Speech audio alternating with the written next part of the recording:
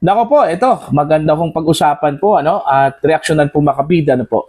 Meron pong babala po, ano, makabida, ito hong si dating Senador Franklin Drilon, ano, makabida, sa posible hong mangyari, ito hong another people power po, ano, makabida, katulad ho sa nangyari ho sa EDSA 2.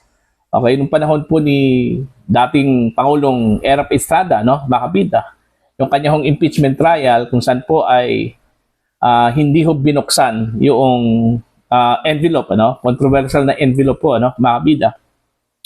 Ito yung ginawang comparison po, ano? Ni former Senator Drilon sa box o BIR box po, no? Kung saan po ay naglalaman po yung tax records, okay, ni Vice President Sara Duterte at yung kanya kong asawa po, ano? Na si Attorney Mans Carpio. Hindi kasi ito nabuksan noong ginawa itong impeachment proceedings, ano, diyan po sa Committee on Justice sa House of Representatives, dahil bawal na bawal po ano, makabida. Meron kasing batas na bawal hong buksan yan, ano, unless kung meron hong permission, ano, makabida mula mismo sa owner, okay, mula kay VP Sara at maging meron pong imprimatur, ano, mula mismo sa Pangulo po ng Pilipinas, ano? Kaya hindi ho nabuksan yon. Okay? Ngayon, nasa impeachment trial na po, ano, mga kabida, si VP Sara. At gusto ho ng prosecution na buksan po ito. Alright? Subalit, nung pre-trial conference, ano, mga kabida, napagpasyahan po ito na hindi ho buksan. Okay? Dahil unang-una, kailangan po ng permission po, ano, ng Vice Presidente.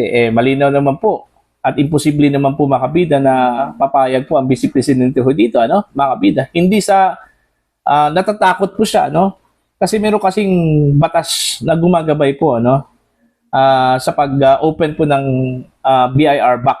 Alright? Now, ito po yung senaryo, ano, makabida. Kung hindi ho papayag ang Vice Presidente, ano, na buksan yung BIR box, meron pang pangalawang paraan po. Okay? Kung mismo ang Pangulo po, ano, ang magbigay ng otorisasyon, okay? Kasi yun yung nakalagay po sa batas eh. Either the owner of the records and the President, ano, makabida. Okay? Pwede hong buksan yung BIR box, ano, na naglalaman po ng tax records po ni VP Sara, ano po, mga kabida. Ito yung panawagan po ni Drilon, mga kabida, kay Pangulong Marcos, na sana mag-intervene na po ito, ano, mga kabida, para buksan itong controversial na BIR box. Kasi baka daw maulit muli, ano, yung EDSA 2. Okay, kung saan po ang nitsa po doon, mga kabida, ay hindi ho pagbukas ng envelope, ano?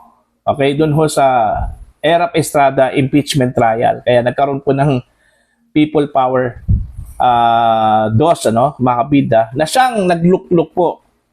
Okay, kay dating Pangulong Gloria Macapagal Arroyo, ano, mga kabida, ano po. Yun yung ayaw hong mangyari po ni Senator Frank Drilon. Iba kasi yung sitwasyon po noon ano, mga kabida, kaysa ngayon, ano. Ito, babasahin ko muna, no. Ito hong article ng Ang Balita ngayon at magre-react tayo dito, ano po. Okay? Drilon hinikayat si Pangulong Marcos Jr. na payagan ang paglabas ng tax records ni VP Sara upang maiwasan anya ang EDSA 2. Alright? Hinimok ni dating Senador Franklin Drilon si Pangulong Ferdinand Marcos Jr. na pahintulutan ang pagbubukas ng income tax records ni na Vice President Sara Duterte at Attorney Mans Carpio upang maiwasan ang anyay pag-ulit ng kontrobersyal o kontrobersyang tulad ng second envelope noong impeachment trial ni dating Pangulong Joseph Estrada.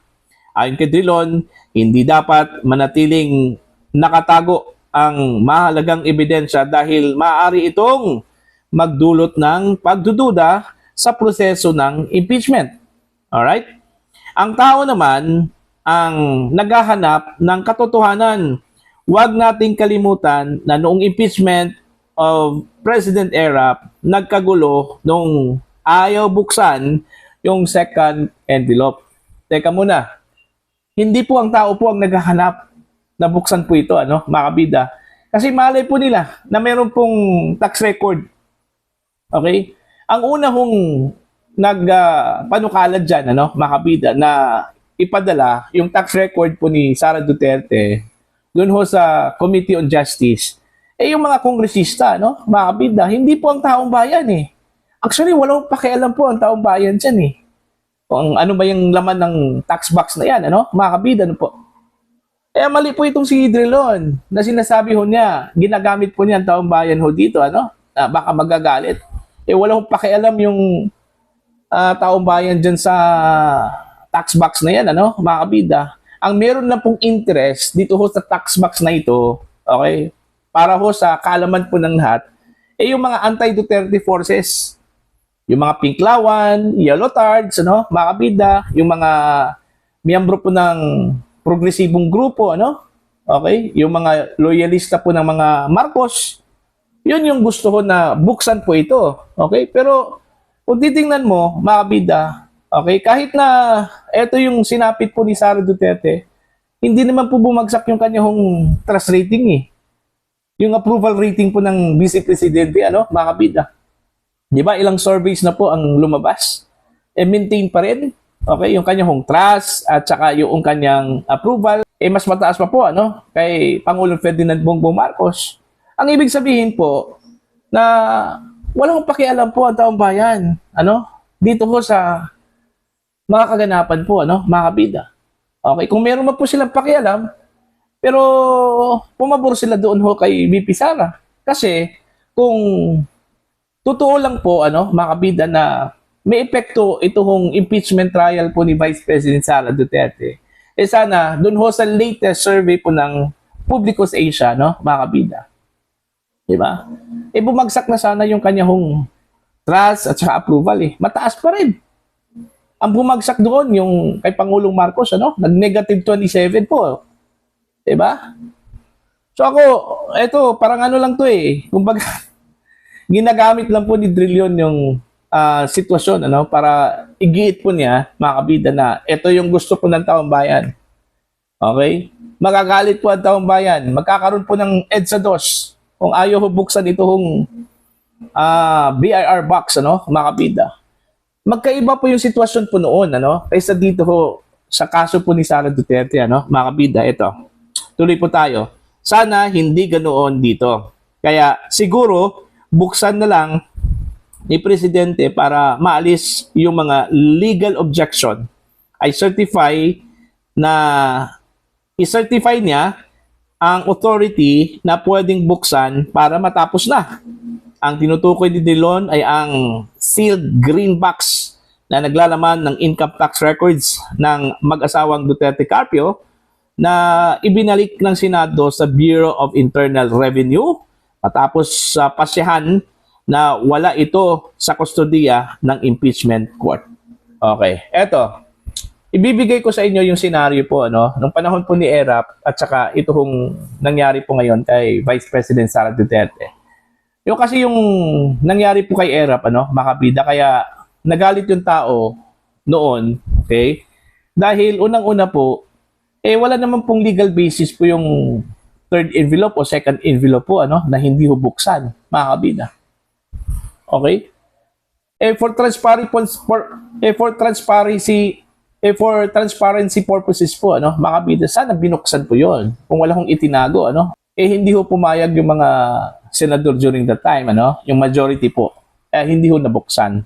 Kaya nagbigay ito ng mitsa, mga kabida, para magkaroon po ng people power too. Okay? Pero dito ho sa case po ni Sara, may legal basis eh. Gaya ng sinabi ko po kanina, yung mga abogado po ni Sara, yung kampo po ni Sara, and even Sara Duterte, walang problema po sa kanila na buksan yung tax record niya, mga kabida. Okay, basta wala lang pong legal obstacles. Kaso lang po, meron pong legal obstacles Meron pong batas na nagsasabi, mga kabida, na bawal hong buksan kung wala hong pahintulot, mula sa may-ari. Yung hindi ho pagpayag ni Sara Duterte, na permahan yung consent para buksan po itong BIR box, mga kabida. Hindi ibig sabihin po na ayaw ho niyang ipakita yon. Karapatan kasi ngayon na ipakita po sa publiko yon. Kasi yung records na yon, private yun. Personal records yun, hindi ho para consumption ho ng publiko, mga kabida, po. Okay? Kung gusto po ni Drilon si Pangulong Marcos, hikayatin po niya, mga kabida. Pero as to the Vice President, malabo po na konsintihin po niya yun, mga kabida, ipakita yung kanyang records. Kahit na siguro itong si Drilon, yung kanyang records po, personal records po niya, ayaw niya ipakita po sa publiko, mga kabida. Ganun din yun. Okay? So, yung sinasabi po niya na baka magkaroon po ng people power, malabo po yun, mga kabida. Kasi kung tutuusin po, okay, mas marami po yung mga naniniwala na ito hong ginawa po nila kay Sara Duterte, mga kabida, politically motivated to. Okay? Marami hong naniniwala, mga kabida, na ginagawa lang po ito, ginigipit lang po ang Vice Presidente dahil takot po yung kasalukuyang administrasyon, mga kabida, na maging Pangulo po si Sara Duterte by 2028. Kaya gusto ho nilang matanggal sa pwesto at ma-disqualify to hold public office, mga kabida, para hindi na po ito makatakbo. Okay, sa 2028 presidential elections, mga kabida. Kaso lang, hindi ho papabor sa kanila yung tadhana po, mga kabida. Kahit na po sasabihin po natin, okay, granting for the sake of discussion and debate. Okay, boboto ito hong lahat ng mga miyembro po ng majority, mga kabida. Ako sigurado po ako na dyan po sa minority, wala hong boboto for the conviction, mga kabida. Okay? Hindi pa rin yan aabot dun ho sa threshold na 16. Okay?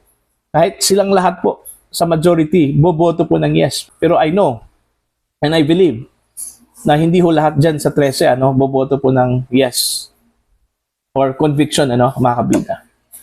Alright? Marami hong mga senador dyan na boboto po ng no or di kaya mag-abstain for political survival, mga kabida na po. Kasi alam po nila na magkakaroon po ng backlash yan mga kabida. Lalong-lalo na po. Malapit na po yung 2028, mga kabida. Kung aabot po ng 2027, yung impeachment trial, yung decision po sa 2027, mas lalong nakakatakot po yan, para po sa mga senador na gusto kong magpa-re-elect sa 2028. Sigurado yan. Kung boboto po sila ng yes, meaning i-convict mo nila si Sara Duterte, mga kabida, siguradong magkakaroon yan ng backlash. Okay? Lalong-lalo na sa Mindanao, sa Visayas, mga kabida. Kaya ayaw ho nilang isugal yon. Okay? Kaysa dito ho sa impeachment trial po ni Vice President Sara Duterte. Kaya nga, yung sinabi po ni Drilon na baka magkakaroon po ng people power, malabo po yun. Guni-guni lang po yun, mga kabida, ni former Senator Frank Drilon. Kasi magkaiba po yung sitwasyon po ni ERAP noon, okay, at sa sitwasyon po ni Sara Duterte ngayon, mga kabida. Alright? So, what do you think? Para po sa inyo, naniniwala ho ba kayo, na kapag hindi ho buksan ito hong tax records, okay, yung BIR box, na naglalaman po ng tax records ni Vice President Sara Duterte at Mans Carpio, mga kabida, mag-aalboruto yung taong bayan, at magkakaroon po ng people power, mga kabida, okay? Ipakita ninyo yung inyong sagot, sa pamamagitan po, mga kabida, ng pag-comment sa comment section, at sa mga hindi pa po subscriber po sa aking channel, please subscribe. Just click the subscribe button, click the notification bell, click all para updated po kayo, mga kabida, sa aking mga uploads. Maraming salamat po sa inyong lahat.